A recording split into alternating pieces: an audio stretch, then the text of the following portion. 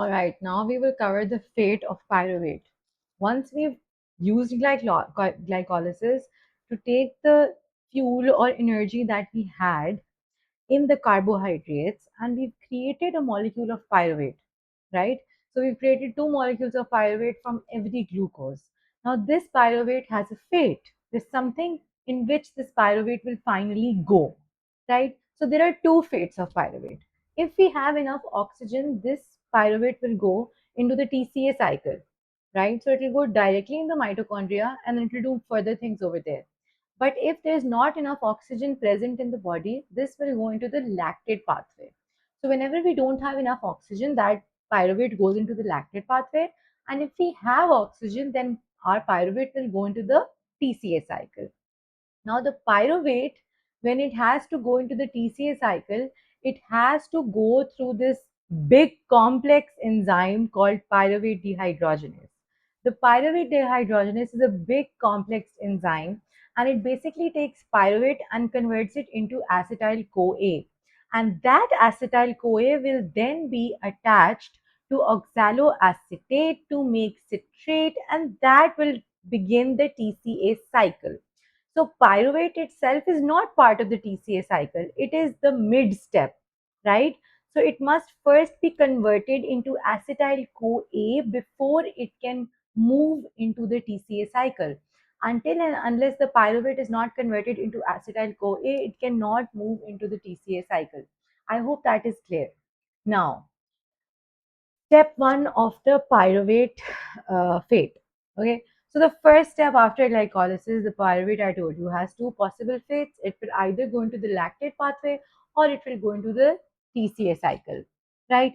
So here, can you see that after glycolysis, every molecule of glucose produces, so can you see that every molecule of one glucose produces 2 pyruvate, 2 ATP and 2 NADH? How come there are 2 pyruvate, 2 ATP, 2 NADH? Because we said every one molecule of glucose will at the end, when in the middle we were creating the glyceraldehyde 3-phosphate, we were saying this step, now from this point onwards, every step will happen twice, right? So in the end of glycolysis, we have 2 pyruvates, 2 ATPs, 2 NADH, right? This is one glucose 6 carbon molecule, and this will produce 2 pyruvate, which is every pyruvate is 3 carbon each. So one molecule of glucose is producing 2 pyruvates, right? Now these 2 pyruvates have two fates. This pyruvate will either go into the lactate pathway if oxygen is absent, or if oxygen is present, it will go into the TCA cycle. So if there's no oxygen, what will happen? The pyruvate will be converted to lactate through the lactate dehydrogenase enzyme. We call this the LDH, right? We saw that in ischemic states like shock, seizures, sepsis, confusion, lethargy, ischemia, all of these states where there was decreased oxygen in the body, we had an elevated LDH, right? This is the LDH. This is the lactate dehydrogenase. Since there's not enough oxygen in the body, we are getting an increased level of LDH. Where is that LDH coming from? The pyruvate is getting shunted to the lactate pathway. This is the lactate dehydrogenase we measure. Now, when the lactate dehydrogenase is converting the pyruvate into lactate, in the process of doing so, it takes an NADH and it takes the hydrogen ion, which is already increased in acidic states. In low pH levels, in acidic states, the hydrogen ions increase. And this NADH and H plus basically go in the process and convert this NADH in the H, and the H plus go in the process, and LDH creates NAD plus. This NAD plus, this regenerates the NAD plus so the glycolysis cycle can continue, right? So we need some energy for the glycolysis to continue. So this NAD plus goes to the glycolysis and the glycolysis continues, right? Now, if we have enough oxygen, this pyruvate will enter the mitochondria.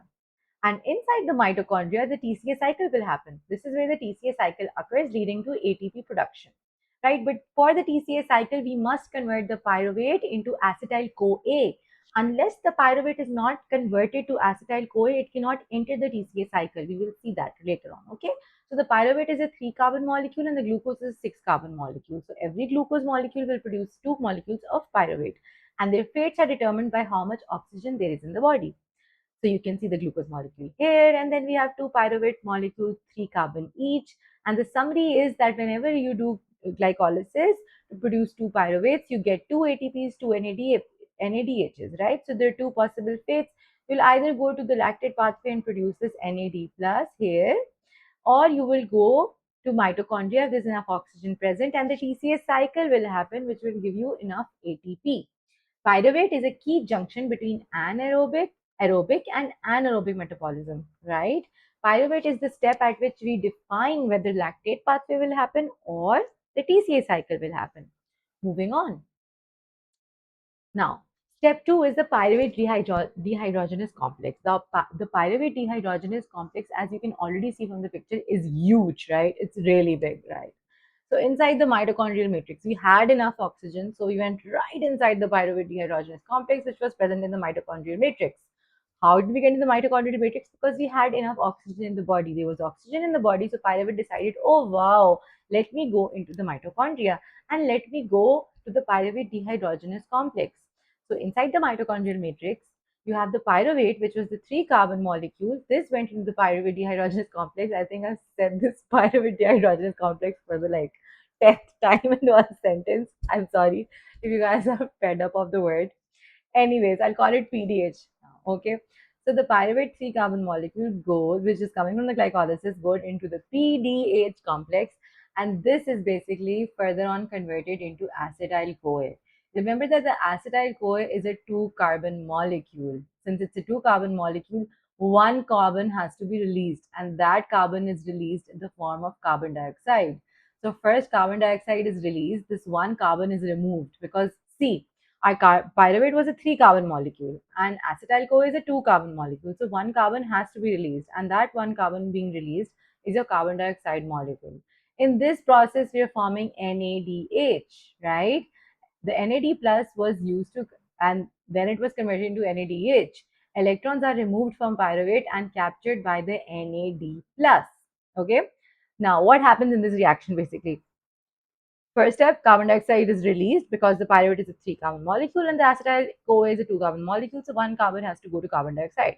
The second thing, the NAD plus becomes the NADH. The electrons are removed from pyruvate and are captured by the NAD plus. The third thing, the acetyl CoA is formed. The remaining 2 carbon fragment attaches to coenzyme A. Remember this, it's very important to know that the remaining 2 carbon fragment attaches to coenzyme A. Can you see this coenzyme A attaching here? Right? So this coenzyme A attaching here is very important. The two carbons, the acetyl CoA, right? This joins the coenzyme A, right? Now, we said the carbon dioxide was released. This is your first carbon dioxide before the TCA even starts. Even before the acetyl A goes into the TCA, we're forming one molecule of carbon dioxide. Since electrons are being removed from the pyruvate, these are being captured by the NAD+.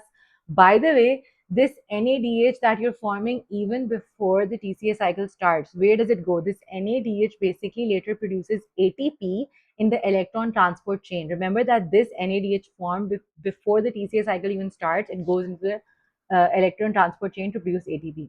Then we have the acetyl CoA forming, which was attached to the coenzyme A.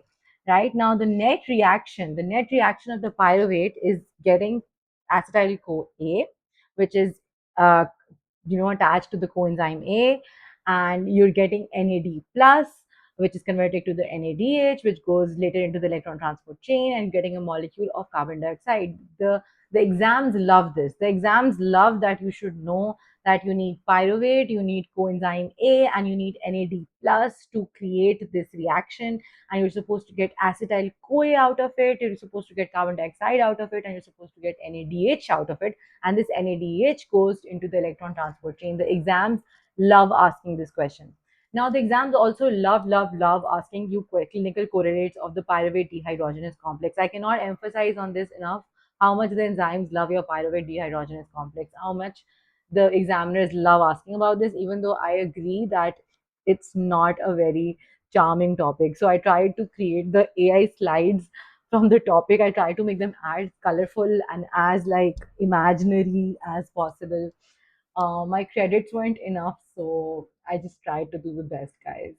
Okay, so now we have the clinical correlates of pyruvate dehydrogenase. If you're going to the into the exam before without learning a pyruvate dehydrogenase, I'm sorry, it's very difficult for you to pass because the examiners love asking this.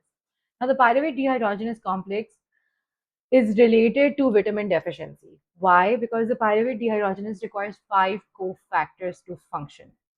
And in order to remember these five cofactors, you can remember this mnemonic called tender, loving, care for Nancy. Let's repeat it. Tender, loving, care for Nancy, right?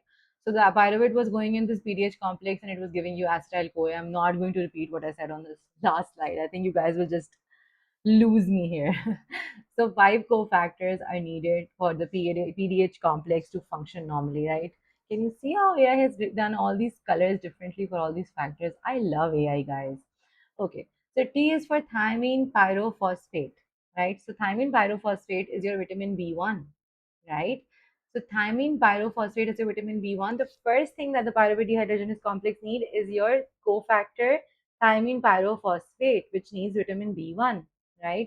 The second thing it needs is lipoic acid. Now, lipoic acid, you must memorize that you need lipoic acid for the second cofactor.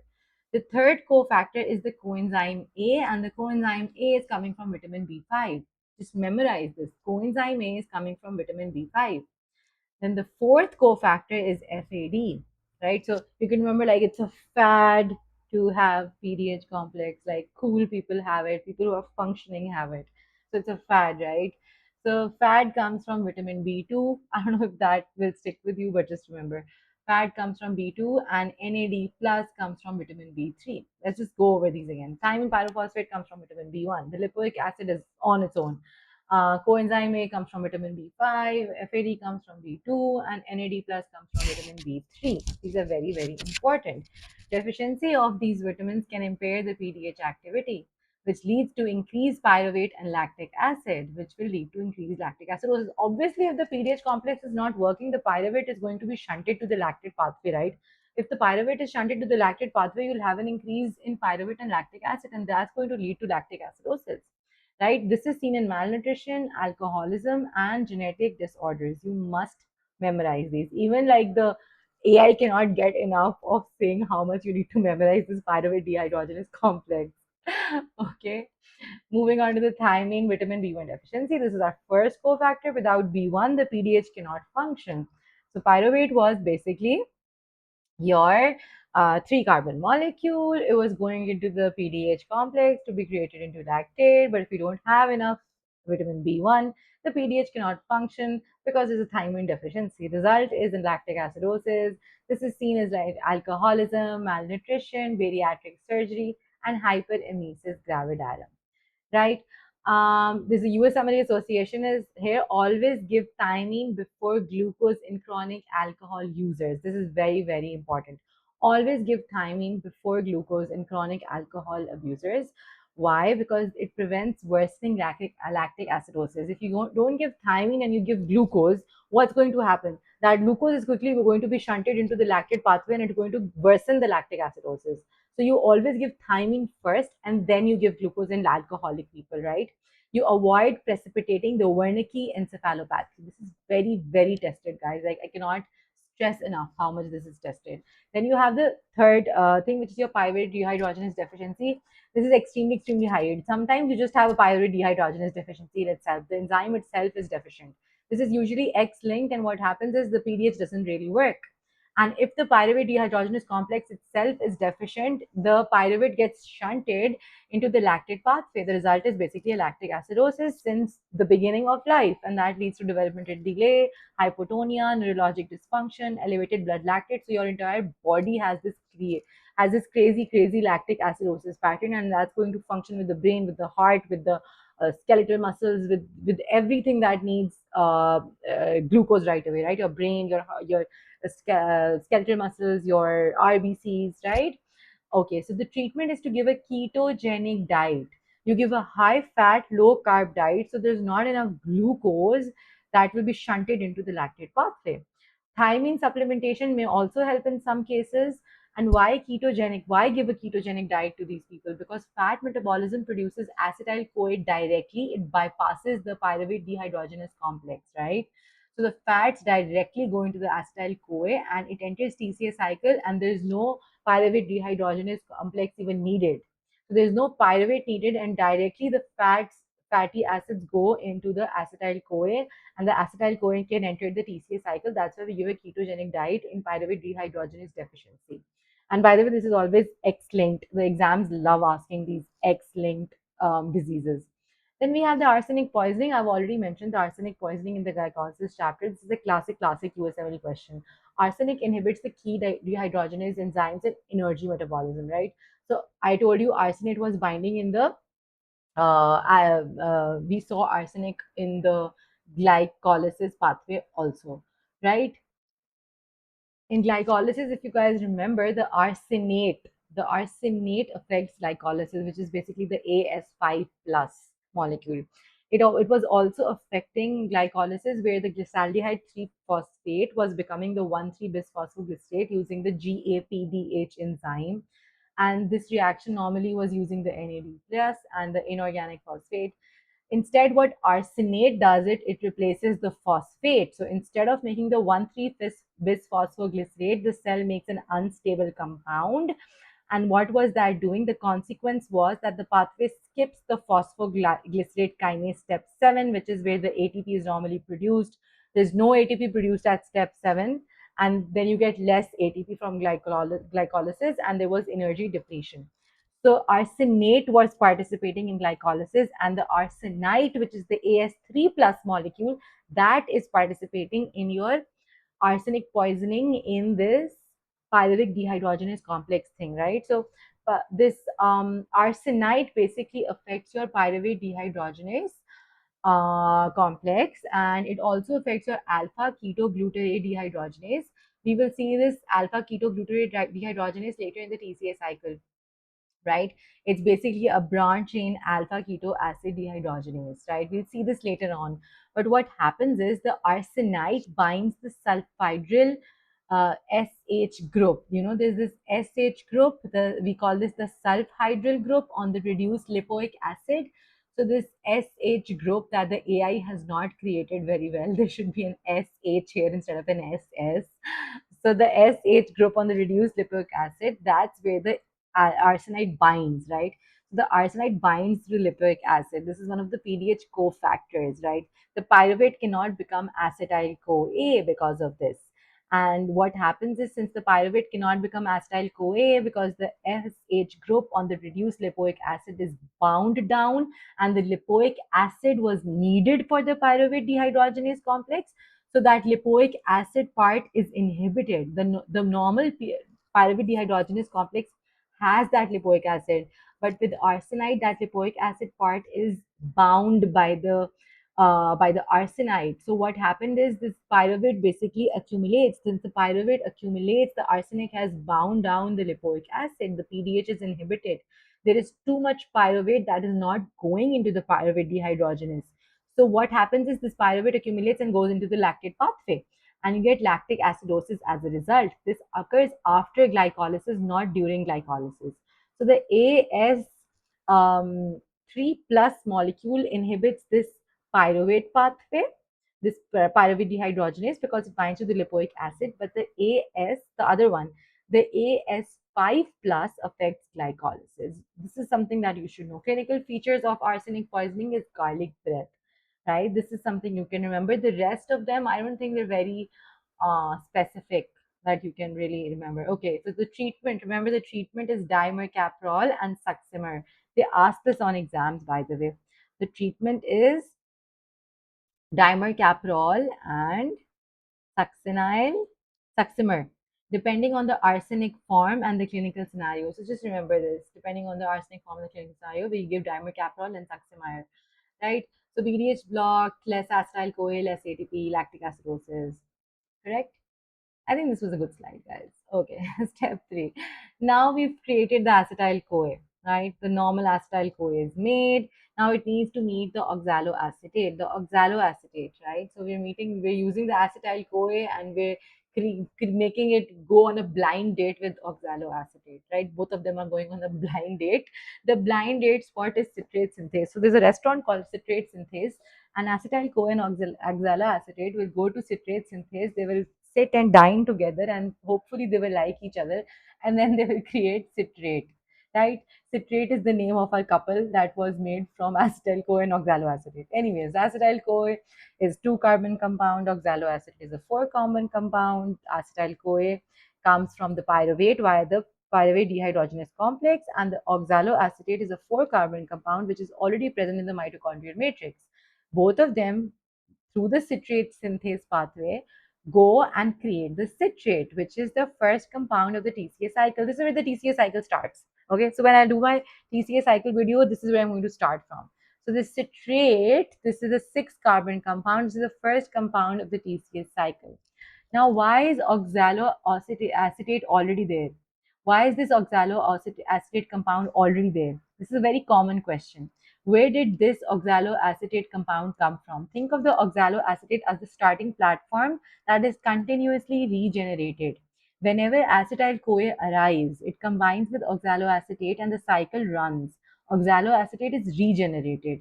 It's ready for the next acetyl-CoA. So oxaloacetate is not consumed permanently. It acts like a reusable acceptor for each incoming acetyl group, right? So the reaction is the acetyl-CoA plus oxaloacetate 4 carbon and this gives you citrate 6 carbon. The enzyme is citrate synthase, and this is the step 1 of the TCA cycle, right? So why is oxaloacetate already there? Because it's not consumed permanently. It acts as a reusable acceptor for each incoming acetyl group. Oxaloacetate acts like a starting platform that is continuously regenerated, right? It's ready for the next acetyl CoA. So how do you like remember this? An easy analogy can be something like, imagine a four-seat car oxaloacetate. So oxaloacetate has like four seats, right? Now the car has six passengers, which is your citrate. Citrate has citrate has like six passengers. The car has six passengers, and oxaloacetate is a four-seat car waiting at a station, right? A two-passenger group, which is called acetyl CoA, gets in, right? So there's a four-seat car, which is oxaloacetate. It's waiting at the station, and a car has six passengers, which is citrate, right? And a two-passenger group called acetyl CoA comes on the station. The car drives around the city, which is basically your entire TCA cycle, right? So the car drives around the city, the TCA cycle. It drops off the two passengers as carbon dioxide and collects energy such as NADH, FADH2, and GTP. We'll see that later on. At the end of the trip, the same four-car seat oxaloacetate returns to the station ready to pick up another passenger group. Do you understand? So oxaloacetate picks this acetyl CoA, runs around the citrate synthase, right? Runs around the entire TCA cycle, and at the end, it produces NADH, it produces FADH2, it produces GTP, and at the end, sends this same two acetyl CoA out in the form of all these energy molecules, the NADH, the FADH2, the GTP, and then becomes oxaloacetate again. If you don't understand this last line, then we're going to study the TCA cycle. It will be very, very clear for you, but I'll end the video now because it's getting very long.